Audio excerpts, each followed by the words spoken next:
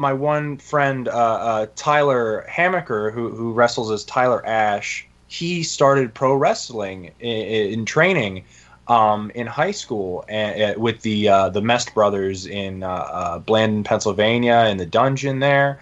And I was like, wait, there's a place you're training? Oh, dude, you're in it?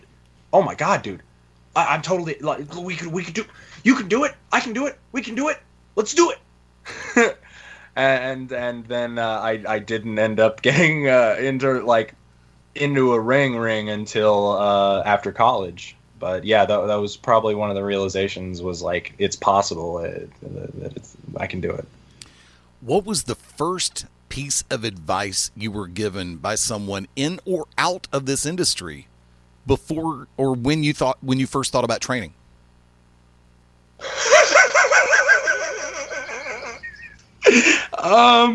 It's silly. It makes sense. It's good advice. It was actually from John Trotsky. It probably wasn't the first thing, but it was the first thing that just popped into my mind that was just resounding was use the phrase, "Don't bring your girl around wrestling." And you guys can probably guess why. And I'm glad to say that the culture that I've experienced in wrestling has seemed to have changed away from this, but basically it was, don't bring your girl around wrestling. All the other scumbag guys are going to try and sleep with her. Ding, ding, ding, ding, ding, ding, ding. So that was one of the first things I was just kind of brought up to speed on. I was like, good to know. Thanks for the heads up. Yeah, I got that little piece of advice. That's why when one girl in particular I was dating at the time, I'd say, here's what we're going to do. I'm going to give you the money. You're going to go through the front door, pay for the ticket, come in and get a seat away from the ring and be inconspicuous. Or as inconspicuous as humanly possible as you can be in that dress. Which wasn't.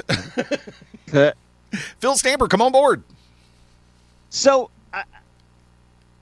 because I know John, let me rephrase, because I know John Trotsky, otherwise known as Supremely Great. How did you meet Mr. Trotsky? Fantastic thing. So on the final day of my college career, I did 4.5 years at Bloomsburg University to get my bachelor's degree in performance theater. On the last day, I mention in a group of friends that I am a huge wrestling fan because I wrote papers in college explaining through Aristotelian theory and in comparisons with the Italian arts of commedia dell'arte that pro wrestling is theater. That is I will fight. I will fight people on the fact that wrestling is theater. And so I'm explaining, it's like, yeah, I love wrestling, and my one classmate, Ronnie Flores, who wrestles now as La Fantasia Ronnie, she's like, yeah, I train. I'm like, where? It's like in Hazleton. I'm like, that's not far from Bloomsburg. And about a week or two out of graduation, I drive to Hazleton, or I message John saying, hey, I'm this, that, and the other thing. I'd really love to come train. He's like, yeah, we're meeting up on this day. And I went to the sanctuary, and it's been 2 beautiful years since. But when I talked to John, he's like, yeah, I thought you were a plant from the state, given the whole state athletic thing with John. It was like to bring Eddie up to speed in our audience. So John Trotsky, I'll put the quick version on this. John Trotsky challenged the State Athletic Commission in Pennsylvania, saying, "Well, I guess I shouldn't say challenge. I'm trying to beat the State Athletic Commission in court, representing himself. Yes, that pro wrestling is not a struggle in the ring. It is not a true combative sport, but it is two consenting adults putting on a performance.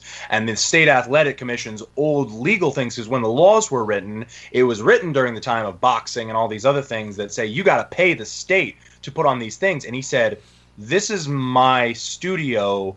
You don't, do you make the Renaissance Fair pay you for their performances? Do you make these other like LARPers do these things? Do they pay you for this? No? Oh, okay. Then do you make the theaters pay you for stage combat, or SAG pay you for these combat things in movies? No. So get out of my studio. And he beat them in court. Beautiful. Absolutely. No, I love it when that happens. Him describing that to me, I was like, sold. Yeah, short digression, short sidebar. We're dealing with a situation for the 6th time down here in Alabama, where our athletic commission has reared its oh so grand and gloriously beautiful head. I'd rather be interrogated by Hydra, to say the least. And we've down here I've been the most outspoken opponent of that commission due to the fact that, number one, I've equated it to an old school 30 style mafia money grab. Oh, absolutely. Yeah. And absolutely. That's being nice. But for me, go ahead. Just because it connects to this so well is I became friends with somebody who's a part of the DC Athletic Commission. And DC being not being a state means that a lot of their regulations have to go through Congress for approval, like the United States Congress for approval. And so years ago, when boxing had this big resurgence in the 80s, they decided, we're going to keep wrestling exactly where it is, but we're going to drop and lower regulations on boxing in the district because we want to bring in more people and more industry and more business, but keep pro wrestling at the level of it is. So up until very recently, the charges for a promoter's license, for a wrestling license in DC were, I think, 4 times higher than they were for professional boxing because of the revenue they thought they would get for boxing over wrestling. I can give you a crash course on that one. In most cases, in most states, a lot of states look at boxing as a legitimate sport, which can be actually translated into a profitable sport, where you have different eyes from around the world that are paying attention to the pugilistic arts, so to speak. Case point scenario, and then this is one that I've just had my head wrapped around and just went, when I believe it was a district court or a circuit court ruled that Tyson Fury must defend his title against Deontay Wilder. I'm going, why is the judge getting involved in this crap? This should be done in the boardroom, not the courtroom. But you have high-profile fighters, and because there aren't as many boxers or professional prize fighters as there are individuals and entities in the atmosphere of pro wrestling, also is MMA, they want to try to find a way to draw those sports because they see them more as the attraction style, where you have people coming in from 8-9 different states for a solid wrestling or mixed martial arts card, where a professional wrestling card, you may have a 50-mile radius at best, depending on if you're hot shot in the card or not, as to being able to draw people in. I don't know if I made sense on that, but I am running for Supreme Court Justice. Yeah. Totally makes sense. But no, that's the way that I've always seen it. It's like Alabama in particular.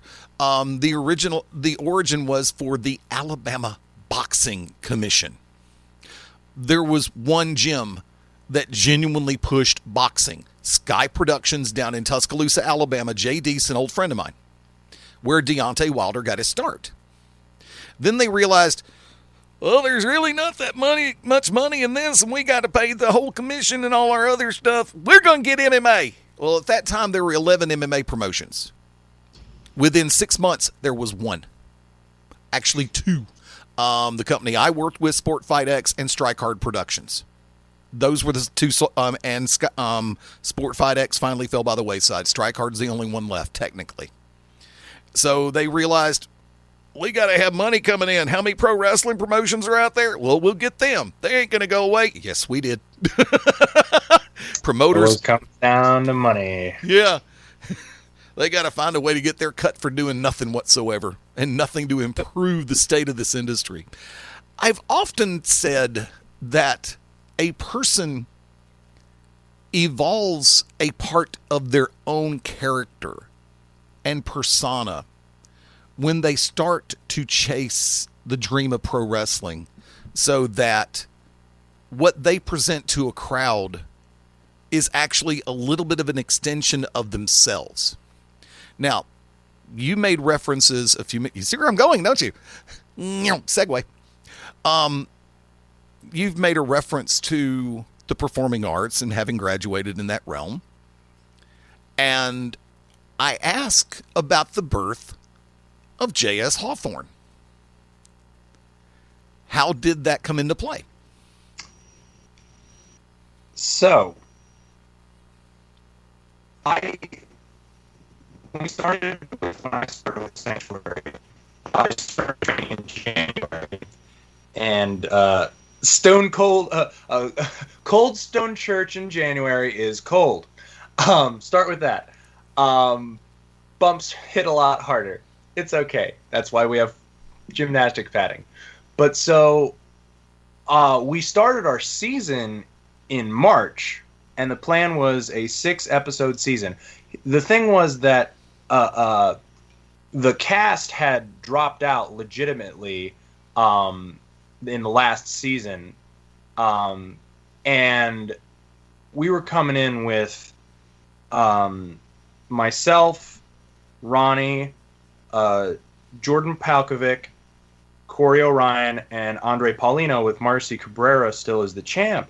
And the 5 of us were hardly even trained. Like, Corey had done some stuff before on and off, and the rest of us were still pretty green.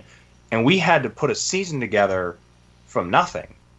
And this is when we were moving from the realm of just a pro wrestling show to a story, a true behind the scenes, the show, because the continuing through line of the Sanctuary is really the show that goes wrong, the Muppets show.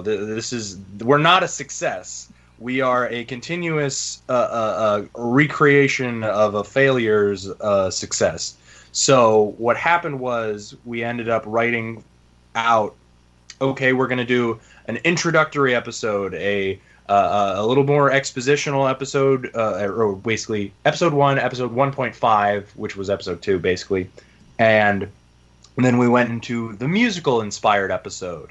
Then we went into the American... No, it was the Pride episode and the Drag Show episode. Then the American Gladiators episode, and then finally the Mania show.